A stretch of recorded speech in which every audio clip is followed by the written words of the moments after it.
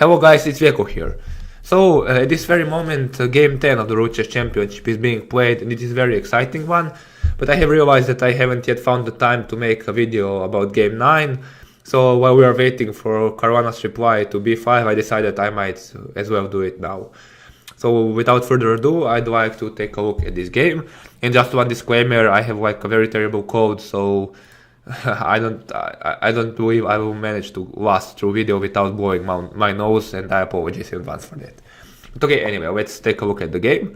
Magnus played 1c4, just as in game 4. And during the Chess24 live stream before the game, Giri kind of predicted that Magnus will continue switching. You might remember then in game 7 he played d4. And the reason is for switching is that he doesn't have a clear target, in contrast to Caruana, who knows that he will get the Sicilian every time. So it made sense to try something else. And actually it turned out that after c4 he did have a clear target in this game, as we will see. So c4, e5, knight c3, knight f6, the reverse Sicilian was played. Knight f3, knight c6, g3, d5, c takes, knight takes, bishop g2, bishop c5. So all this was already covered, seen in game 4. This move was actually introduced by Alexander Grischuk on the top level in his rapid game against Elyanov. And during the live stream, Giri said something that is not uncommon for top level chess, and he said that he actually stumbled upon idea on his own, but Grischuk was the first who got the opportunity to employ it. And in the video of game 4, which you can find below linked, we have explained why knight e5 doesn't work, because let's say knight takes, knight c6, and here queen f6 just wins. Similarly, all other moves. So once it was discovered knight e5 is not dangerous, Black started going for this position. So castling, d3, once again knight e5 doesn't work, and I will leave it to you to either to try to convince yourself or to check game 4 video and see why. So d3 was played, rook e8, and this was all seen in game 4. And there Magnus played bishop d2 and got virtually nothing. Here prepared a new idea, bishop g5. And this looks like a beginner move, like you're pinning the queen from which Black can easily defend, but it's not so simple. For instance, if Black goes f6, queen b3 is now played. And let's say if you take here with the queen, and this is fantastic queenless middle game for white. So bishop e6, it loses like a win for Black, but here you can take. And let's see, if queen d7, you go back with the queen, else rook b5 or is dangerous or something, and then you hit this bishop on c5, which is unprotected. And okay, Black maybe can take here with check, so he doesn't lose material, but after this move it's just a catastrophe. And he even loses a pawn, but he has a horrible position. So okay, this is the reason. Okay, Black can probably consider something like this to keep more pieces on the board, but I have no doubt that that Magnus will be very happy with this play. And Caruana took a sensible decision. He took on c3, which kinda in the Dragon Sicilian in general, white or Black is happy to get this pawn, open the b file, and take this square under control. But here he has to lose some tempo with the bishop, and so it's like a trade-off. But it's a sensible idea by white in any case. f6, logical move, and now bishop c1. So it looks kind of silly. Well, why give 2 tempi to get the bishop back? But you have gained concrete idea for it. You will put the bishop to b2, and you want to play d4. Bishop e6 played by Caruana, logical developing move. Bishop b2, preparing d4. And bishop b6 by Caruana. He could have played bishop f8, and then after d4 played bishop f7, because you can play e4, obviously, because takes and rook e4. And okay, I'm not entirely convinced this works, but I think there is no good knight jump here. Maybe knight e5, but maybe Black can simply take or something, and he has compensation.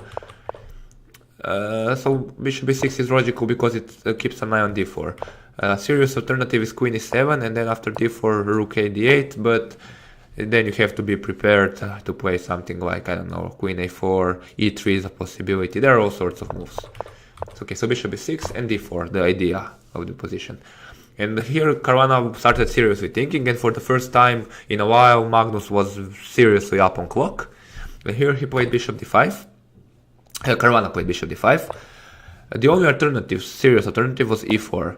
And after knight d2, f5, something like queen c2, knight a5, and let's say rook fd1, something like that. Now you control here, and this is probably fine for black. But once again, this bishop is a bit silly here on b6, and white can either try to go for prepare f3, he can play maybe on the queen side, so it's a complicated position, and once again it's a pleasant to go for something double-edged when you know your opponent has prepared. But objectively this is a serious possibility. Bishop d5, queen c2, trying to get in e4, and here once again Caruana sank in a deep top, and he took on d4.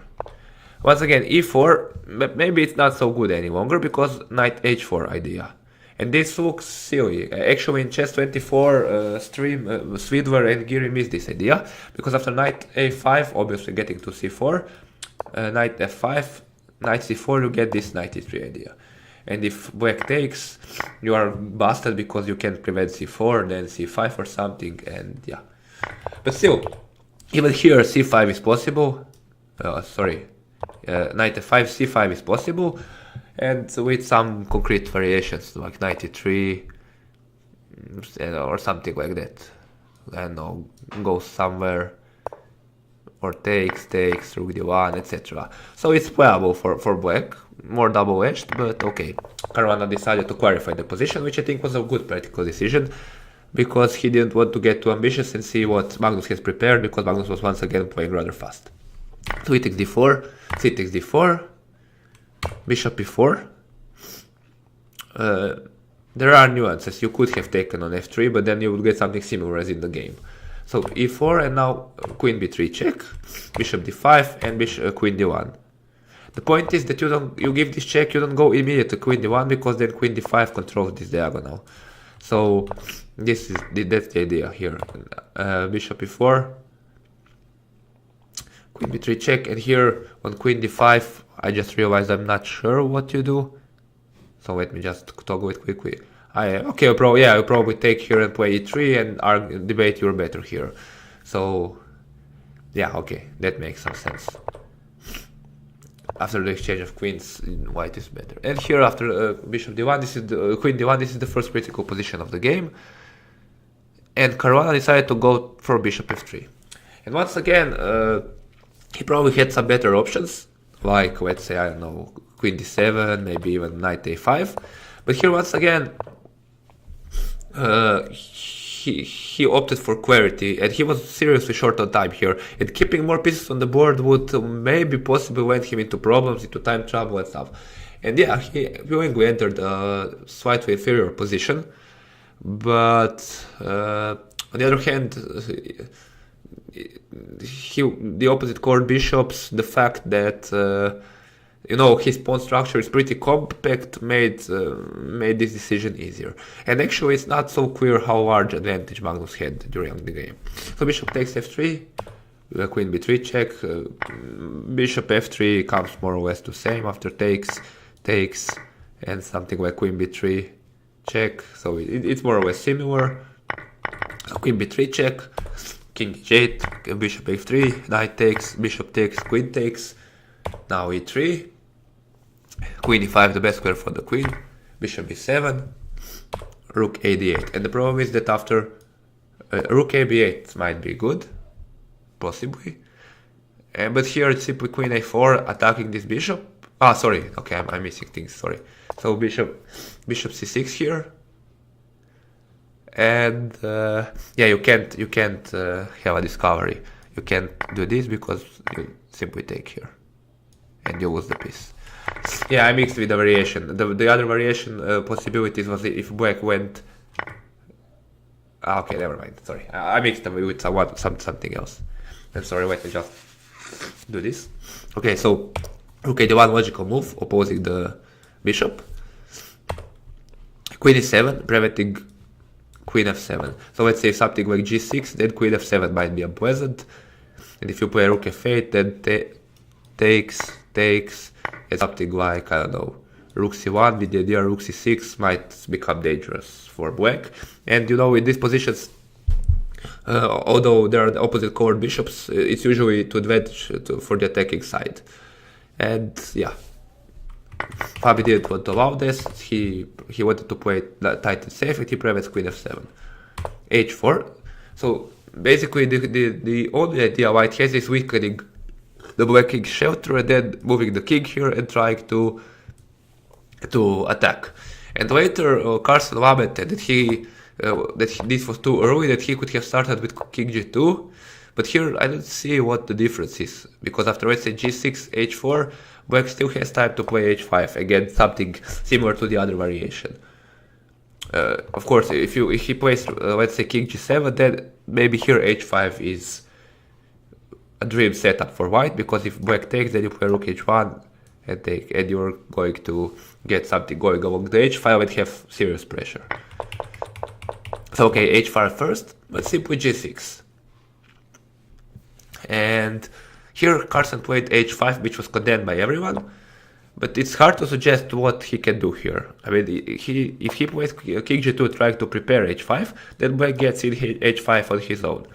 And let's say something like, I don't know, bishop c6, rook f8, I don't know, bishop f3, then f5. And okay, he has some optical advantage, you know, this bishop is still ugly, these pawns are isolated and such, but it's hard, you can't get g4, it will be hard to move your king to play f3, e4, and it involves a risk. So yeah, Carlsen saw this and he judged that he will not be able to break through here. And this is the main reason why I think that white didn't have such a big advantage in the first place, because it's very hard to say what he could have done instead of what he did in the game. So h5, but here Caruana just took. And this basically ends the game. This looks suicidal because white seemingly opens the h-file, ruins the structure and such. But Caruana correctly judged that he will get h4 of his own, and then white's king will be weak as well. And so okay, after queen c4, obviously if you play king g2, then h4 is probably even worse than what you did in game. But after queen c4, f5, and then once again h4 idea is looming, and there's no way of preventing because your king is not here. If your king was here, then you would be very happy. And after bishop f3, h4, takes, g takes. Well, this is more or less game over, so to speak, but black still needs some precision. So, I mean, game over in a sense, it's probably objectively drawn, but okay, let's see how it went further. Okay, rook g8 check, king h1, queen f6, defending the f pawn, queen f4, try to take some sort of e4 or something like that, bishop c5. Very precise move, because you can't really take here, obviously, because, yeah, this is terrible. And if you play e4, then once again, you play this, and if white takes here, this is just, yeah, this is objectively drawn. Most probably. Here you can even play something like this, or yeah, this. Okay, maybe you don't even need to do that, but that seems like most direct. And yeah, sorry, yeah, you can take here. You can't. Yeah, okay, that's the point. Sorry, my miss. So rook g1 was played by Magnus. Rook takes, king takes, bishop d6, and now we just have a draw of the board after f4. f4. Yeah, if you play e4, you lose the h4 pawn. So Magnus took, and this is just the draw. The players continue playing with a4, queen f6. Okay, this is probably fine, but black probably didn't want to calculate the consequences of queen c3, g8, bishop d5, king f8, queen h8 check, king e7, queen takes h7 check, king f6, queen f7, and king g5, because there, for instance, you can go wrong with king e5, queen e6, and now, I don't know. Now, let's say if you play king d4, then you get queen g4 and you're losing the queen there. And if you play here, then probably something like queen e3, and you're dangerously close to being checkmated here. Something like, maybe then not again. Maybe there's something stronger. Maybe queen here. and something like this. Maybe this looks very threatening here for. But okay, I'm not sure. Okay, king g2 mates. Okay, that's my miss because f3 is unavoidable. Yeah, okay, but that's just to illustrate the dangers black might face. So okay, he avoided that. He played queen f6, trying to get in this check here. And okay, after bishop d1, queen d5, queen exchange. This is just a dead draw. Magnus said he continued playing because there is some variation where he can put his bishop on c2, have his pawns on f5 and a6, or something like that. He also, if black plays h5, there is some hope, but as it was, Caruana can just wait, and after a5, king g7, a6, bishop d4, king g2, king f6, f4, bishop b6, king f3, h6, king e4, bishop a7, bishop g4, bishop g1, king d5, bishop e6, king c6, bishop e3, a crucial move. If you play bishop f2, then he takes and you are not attacking this pawn. And here if he takes on c7, you get in this with check and then you return back. So king b7, bishop b6. And here, if you either here or on the next move, okay, let's say if you here push this, then one of these pawns will distract your bishop and black will take. So let's say king here, here, here, here, here, and king f5. This is just dead draw. Sorry if that was quick, but okay, this is just nothing to play here anymore. Bishop e3, king c6, bishop e6, king d5, bishop a7, king e4, bishop e6, bishop f1, king e6, bishop c4 check, king f6, bishop d3, king e6, and yeah, there was possibility, let's say here, with the bishop on d3, if white king was allowed to go here, then maybe black can get into some trouble, because I mean he would probably have to push h pawn. Let's say if he just waits here, let's say if he plays this, then this might be very unpleasant. Let's say something like this, because now your bishop is controlling from here and your king is in time actually. So, and if you push, you just take here and I get to stop the h pawn. So black has to play something like h5 here and then he will be fine. But yeah, as it was, king e6 was most precise, and after this the players simply agreed to a draw because, okay, Caruana was obviously not going to lose this one. And yeah, that was the game.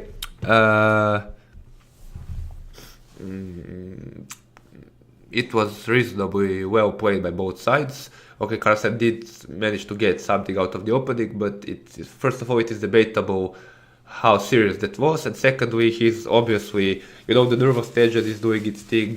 He's obviously not in his peak as he used to be some time ago. That might also be possible, but in general, he had very little chances here. But okay, maybe he could have tortured Caruana for longer, but he played maybe too premature to the direct advance of h pawn advance, and that was that.